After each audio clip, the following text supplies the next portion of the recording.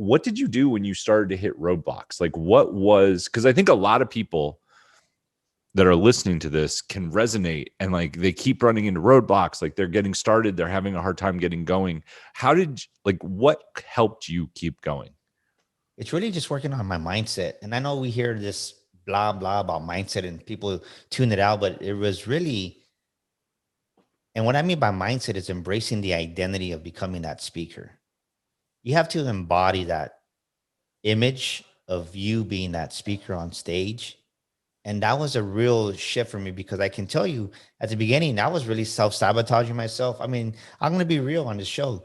I was breaking glasses. I was frustrated. I get mad. You know, you apply to 72 gigs, nobody answers you.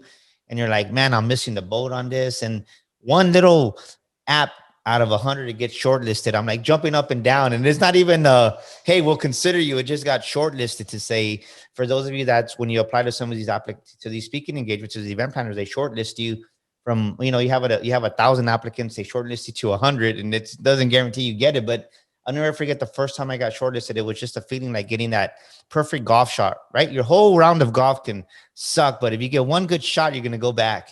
And that's the way I went. I had all these applications going through, and I focused on just the short list. And then next thing you know, I got another short list. And then next thing you know, there was no paid speaking gigs, but it was just that one gig that got me going. And that was really the United States Air Force that put me on the map.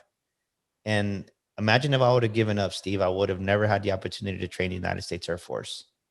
But it's really in that moment of persistence. And I think what really helped me is, like, going back to the mindset, developing that speaker mindset, is something that my coach had made me do it, is read, I think it's chapter 8 or 9. It's a chapter on persistence and Think and Grow Rich. Before I worked with them, I had to read that 14 days in a row, 14 days in a row, 14 days in a row.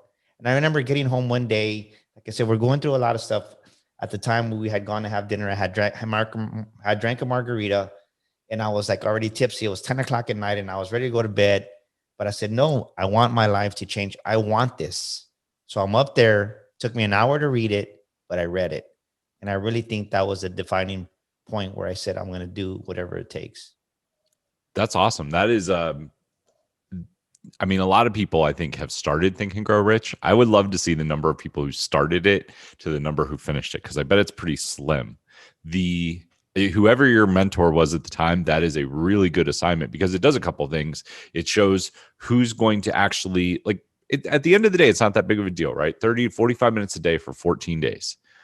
Read this chapter over and over. But so many people would be like, I don't need to do that, or I did it once, or I'm busy.